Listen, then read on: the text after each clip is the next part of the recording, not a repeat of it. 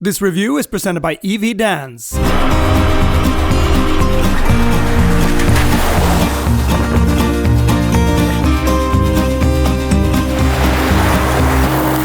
Just give you a quick summary from Toyota. The Toyota Hilux GR Sport 2 sets a new benchmark for performance pickups by combining advanced engineering with striking design elements. Whether tackling rough terrain or cruising city streets, this model delivers unmatched reliability, comfort, and style.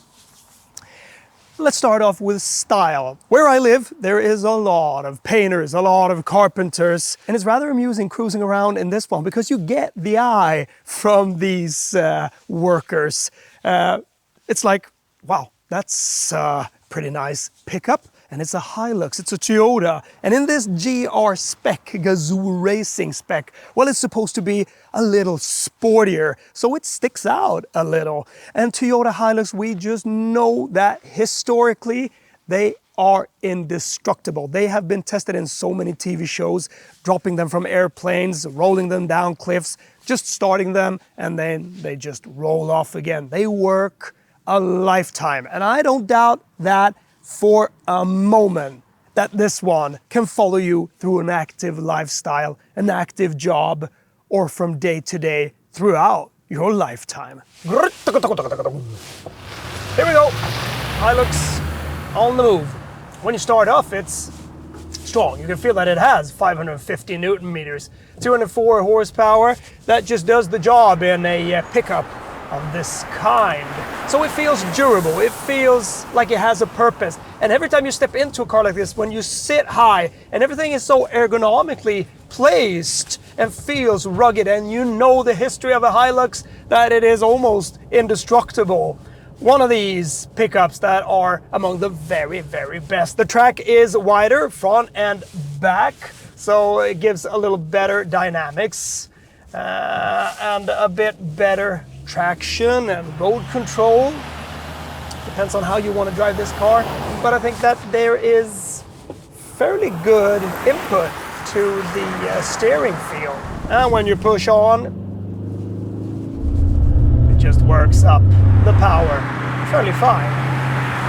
We got a bit better brakes now. I think that the brake feels just good. So a bit updated there, of course. They've fitted discs to the back. Before it was drums. The tires are a bit bigger, a bit meatier for going off-road. And I think that they are just pretty well suited for the normal road. Well, it bumps back, but we don't need to talk more about that because that's the nature of a pickup. Pickup trucks have never been very, very comfortable, even though many of competitors are a lot better in the comfort area than this one is. But something that is very important to think about when driving a pickup is that you really need to load it up because it becomes a lot more smooth. Whenever you drive without any load on the back, then it becomes very juddery. So that is something that is important to take into your calculations. Just load up. What Gazoo Racing does, and that we've seen on many occasions where we've been driving many of their products, they show that they drive things to destruction and then they improve it. And they show the pieces and bits and all the parts that has been demolished. You know, they have that on display. So they are good. Toyotas, they are reliable in many, many aspects, and they're very, very famous for that. But it is a bit far-stretched saying that it sets a new benchmark because the competition in the pickup segment nowadays, well, that is rather intense. There's many, many good pickups on the market, and they are a lot more advanced and more comfortable, and also a little more high-tech. So this builds on an aura of being a bit older. This generation has been around since 2015, and then they've just done some makeup on it. And this one, well, it's the latest one, the Gen 2 in this GR spec. But the thing is, cruising city streets and all different terrain with it, it feels very rough, it feels juddery, it feels bumpy. it isn't comfortable at all. I understand that you want something that is hardcore and you might just look away from that, but comfort nowadays is very, very important for people, and also for the people that work hard out on different work sites. You want comfort when you go to work, you want comfort when you leave work and when you're tired. But this one, it's a different matter with the setup there. So to improve the stability and handling, the front and rear tracks have been widened 140 millimeters and 155 millimeters, and it has also been lifted by 20 millimeters. Approach angle is 29 degrees now, and at the rear it's 30 degrees. So of course it becomes a little more capable off-road. You can also go down into water depth of 70 centimeters, which is rather good. And you can also go up an incline of 41.5 degrees or something, which is also impressive. Suspension has got new monotube dampers with larger diameter pistons, and these are supposed to react a bit quicker when you drive a little harder off-road. But that's also the case. You know, there are competitors, like for instance the Ford Ranger Raptor. It's got a different type of setup, which makes it really, really hardcore off-road. And I mean, you can't say that you set a new benchmark when one of these comes along and you want to set them side by side on an off-road track. But yet that doesn't take as much load on the back as this one. It's about 600 kilos on that one. The regular one takes 1,000 kilos. This one takes 1,000 kilos, a little over. I think it's 1,100 kilos or something. But there are some others that load up a bit more, like the Isuzu D-Max. That takes a little over 1,100 kilos. There's also KGM Musso D-Cab, double cab, that takes 1,205 kilos. So competition-wise, there is competition. So you shouldn't shout out too loud. But the thing is that we need to set them side by side to really define it. You would need to do a big test to really, you know, set them apart and pick out a winner. But for what it is, it's been around for 55 years. It also has some wins in the Dakar rally. The setup is different, but still, it has some wins there, and that just sets it apart. If you live with a plug-in hybrid car or an electric car, well, you need a charger. This is the EVDANCE portable charger. Very sturdy, very easy to use. Just plug it in, 220, 240 volts socket, and off you go. You get 3.68 kilowatts of charging power. When you quickly go off-road, well, then you get some more grip. When you drive in rear-wheel drive, well, then you can spin off a little if you want. That's pretty fun. And even so, in the winter, you can have a little more fun. So this is a little more where it's set to do some of its extra work. And it really does. Wow. And then the differential, well, divides the power into the inner wheel, so that just spins out of control. You can lock the rear differential if you want, to get out of a pit hole or some sand or snow, or if just one tire is spinning, if you got stuck. Otherwise, you got high four-wheel drive or low four-wheel drive. So you can crawl out most situations when it becomes sticky and tricky.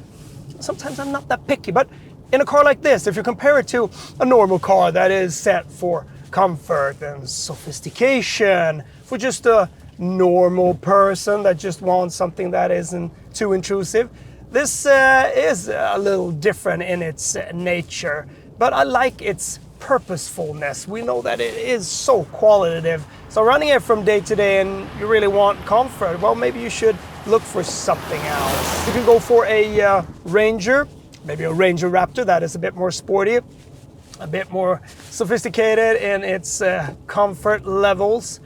But there is something about this car. So even though it's rather old, with just slightly polished from the outside, with the exterior that looks a bit better, that has a bit more aerodynamic attributes, and that you get a better attack angle at the front and the rear, that you can also get down into weighting of 700 millimeters. It does its job, but I haven't been busy making it a strict competitor to the Ford Ranger Raptor. That one is much sportier and just as capable, or maybe even more.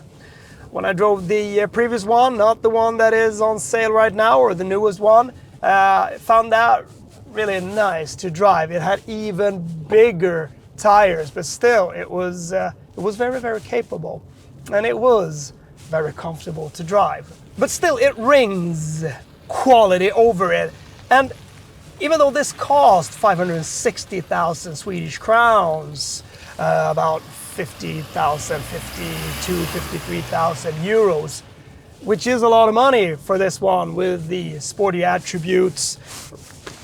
I mean, nice Gazoo Racing seats, they are really, really nice. But all this sportiness, do you really need it? I mean, if you go for some of the other trim levels, you can get the mild hybrid, and that becomes much more efficient. Even though 2.8 liters for a 4-cylinder diesel, that's pretty strong, that's pretty beefy.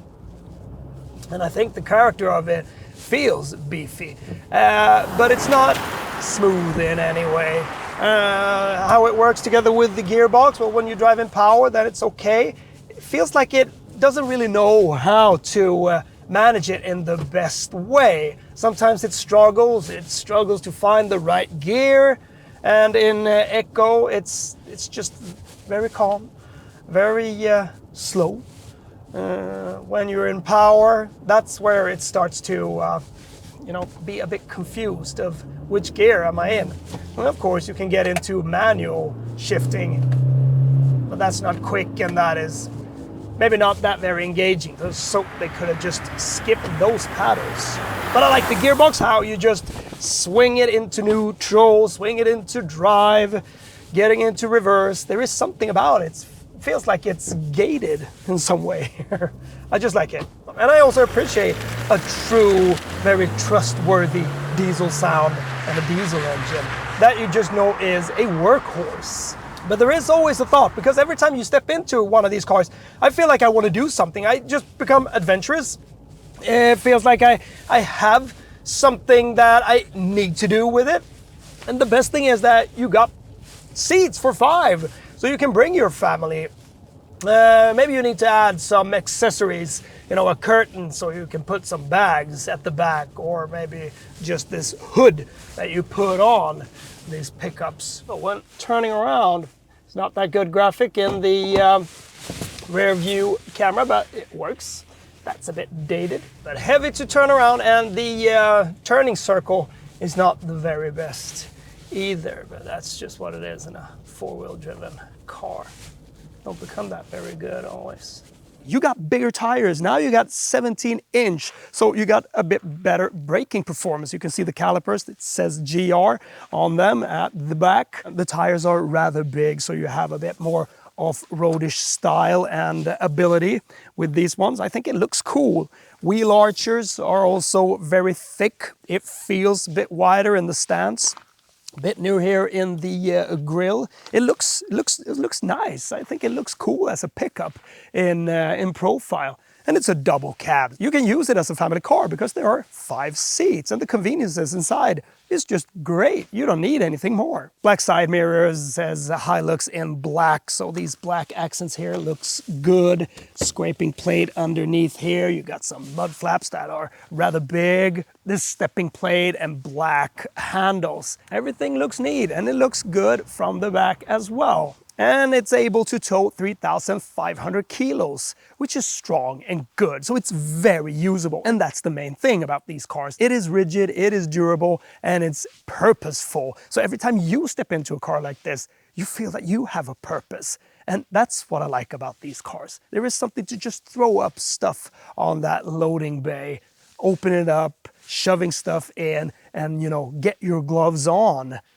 You become a little more active. And that's fun in a car, because that's not always the case with any car, even though that might have the practicalities and the conveniences for it. These ones made to really go to work with. But when you want to drive it a bit faster and a bit harder off-road, well, then you can have a lot of fun because it's rear wheel driven. You can put it into 4-wheel drive, you can put it into 4-wheel drive low, and then you can practically go wherever you want. So capable there once again. The tank for diesel is 80 liters. And the heart of it in this one is the 2.8 liter 4-cylinder diesel.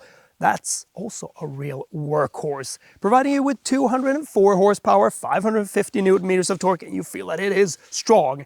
It isn't very quick, but it feels quick because it is that strong. So 0 to 100 in a little under 10 seconds, which is just fair enough. And it's also rather cool when you look in here because it's very open to see these red painted coil springs and the red painted monotube dampers at the back. So this one, it lives on its name. So in this case, the word benchmarking might just be justified in the way that this has been around for so long and it has gone through so many tests, so many historical things like competitions being tested and being used. And the Swedish spokesperson at Toyota said that every time we get some of these in stock, well, we sell it that quickly. So that just says a lot about the customer group that is very, very loyal to this specific Hilux. And that's why so many other brands has popped up and made their pickups. And I think they have had this one as a benchmark in some way or the other. But it feels like this one would need a bit more of an overhaul, a bit better refreshment. The GR badge in this one is just a light makeup, a little tweak from the Gazoo Racing segment, but you don't really feel it. It's just the looks. And maybe the looks is just what is required for some that want something that sticks out, and they just want a Hilux. In some cars, it's rather interesting how you use the stepping plate. This one feels like it's not that very necessary because you go up and you need to, fall down. You find your tactics of how to do that. It's good to have one though. In here it feels a little refreshed, yet though it still looks as it has done for many, many years. But I don't find that as a negative. I think that that's a really rugged, nice design. It's a little plastic, but it feels like it's plastic that can take a lot of punishment. And don't you want that in a workhorse of a pickup like this? As I said before, conveniences are here. What more do you really need? You got the buttons on the steering wheel, which is Gazoo Racing inspired a little. Very good grip, feels sporty, rather tight. You got this red marker up here. Well, okay, it's sporty. It looks sporty. It says GR down here. The buttons are really, really good.